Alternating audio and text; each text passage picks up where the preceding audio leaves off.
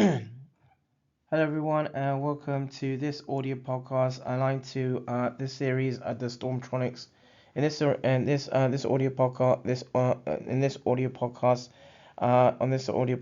this series the ZtormTronix case review v.3. This is audio podcast aligned to work surrounding nephrology or drafted works around nephrology. How do young people with chronic kidney disease (CKD) cope, and what are the experiences between pediatric renal services and adult renal care? This is audio podcast aligned to a Storm Robotics RFPB. This is an audio podcast aligned to another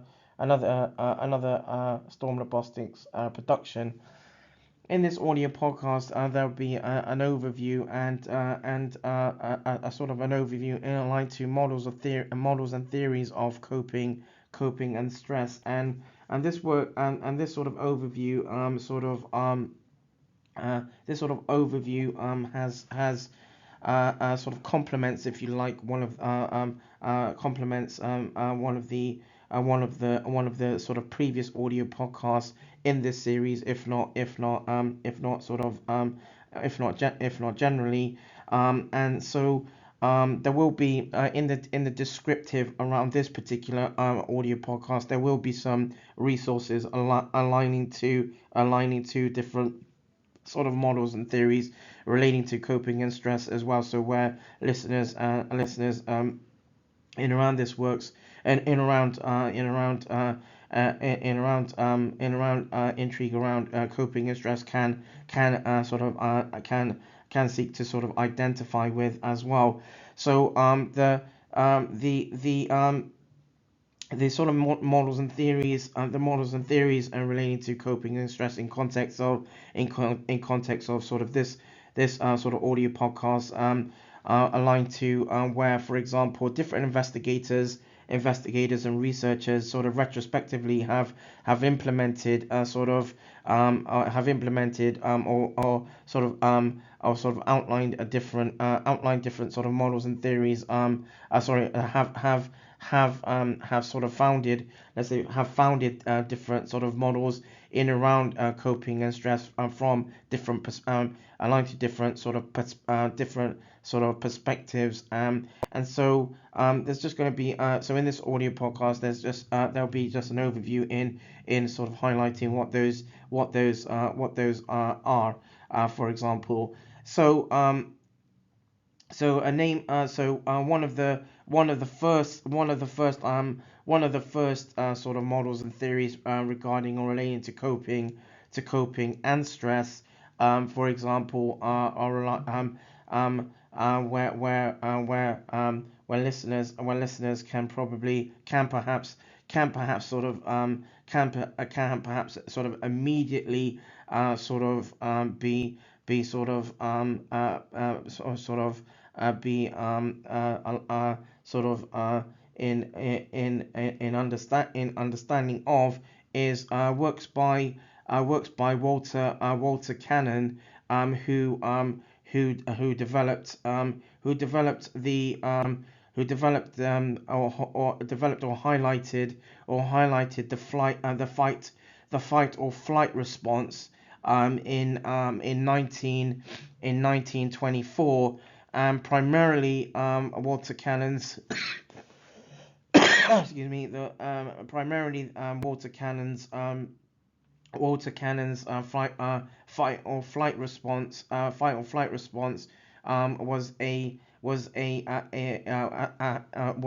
has been deemed as a physiological theory or model, and there's works going back as far as 1924, sort of retrospectively, by works by Cannon and Querido in 1924, and Cannon in 1982. There's works by Hans Selye, the general adaptation syndrome, which is primarily which is primarily aligned to in context of models and theories relating to coping and stress. Hansel's sort of general adaptation syndrome is primarily from a physiological sort of theory or basis, and excuse me, aligned to this aligned to this there are several works there are several works sort of highlighting sort of Hansel's sort of general adaptation syndrome, including works by where including works from Selly in 1937 as far as sort of far as sort of retrospectively and as far as back as 1937. Selly in 19 works by Selly in 1951. Selly in works by Selly in 1975, and Selly and Horeva in 1953. There's works by Moose and Solomon, who developed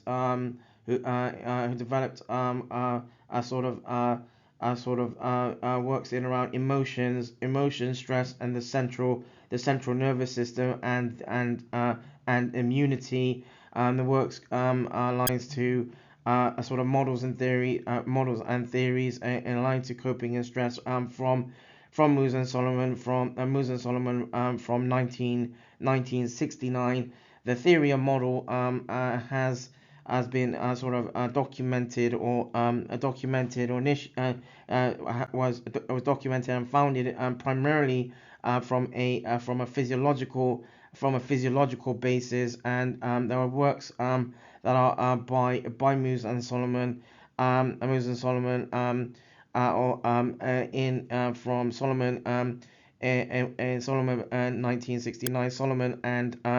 Amkraut in 1984, and Solomon and Moss in 1964. There's works by Richard Lazarus in line to models and theories regarding or relating to coping and stress. And Richard Lazarus the work from in regards to this has been documented as the harm, threat and challenge, and where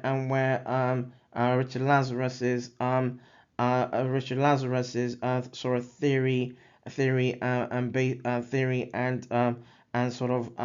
and sort of a model is in regard to from a sort of has a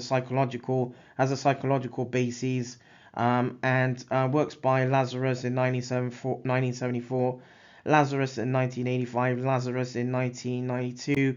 Lazarus in 1993, and Lazarus in 1993. There's works by George Engel in 1980, where George Engel developed the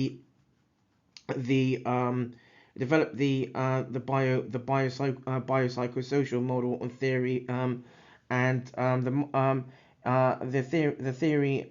George Engel's sort of model of theory is in regard to sort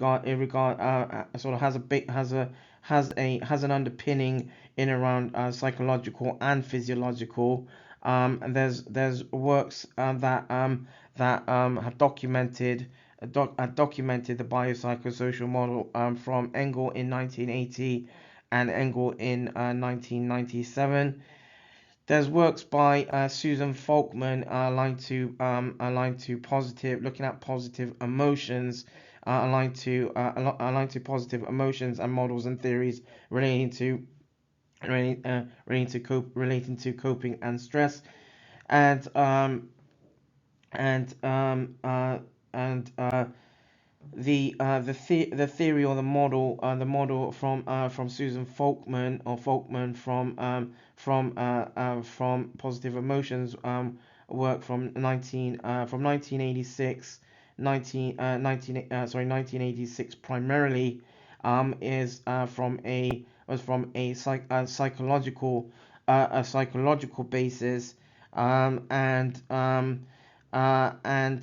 works by Susan Folkman delves into from a psych from a from sort of from sort of where there are several works that have been can be referred to, including Folkman and team in 1986, Folkman in 1997, Folkman and Lazarus in 1998, and 1988, Folkman and Moskowitz in 2000, and Folkman and Moskowitz in 2004. And fine sorry yeah and another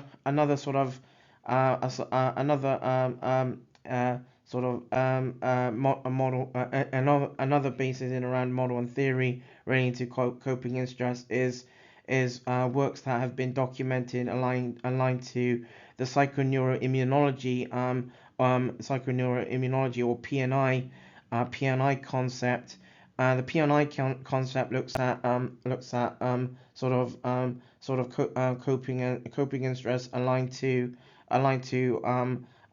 a bit like similar to works by George Engel in 1980,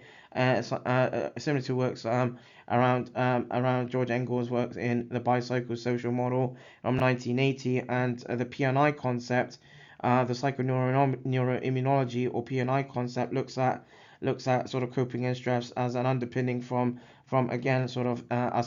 psychological and physiological basis. There's works by Ada and team in 1990, Ada and team in 1995, Ada in 1998, Ada and Cohen in 1993, Baker in 1987, Sternberg in 1997, Sternberg in 2000, and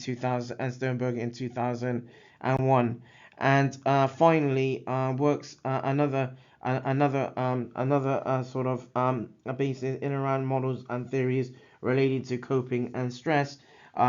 is in regard to what's been referred to or evidenced in the literature as the diathesis stress model. The diathesis stress model is similar to is has a similar underpinning or basis, that like that of the PNI or psychoneuroimmunology concept or PNI concept, and it has a basis in around a physiological a psychological and physiological basis, and there's works by Burke 1991 and Turk in 2002, that highlight some works in around the models and theories relating to sort of the diathesis stress the diathesis stress model. Once again, there will be some resources as part of the descriptive with this sort of audio podcast, with this particular audio podcast as well, on social media. So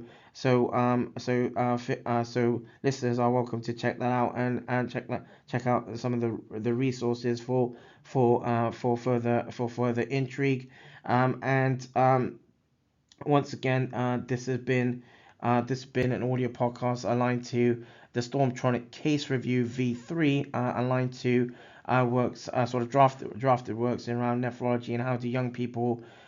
with chronic kidney disease CKD cope, and what are the experiences between pediatric renal services and adult renal care. This has been an audio podcast aligned to a Storm Robotics RFPB, and this is an audio podcast in around models and theories of coping and stress. This has been an audio podcast again aligned to another Storm Robotics production. So that now sort of ends this particular series. Ends this particular series in around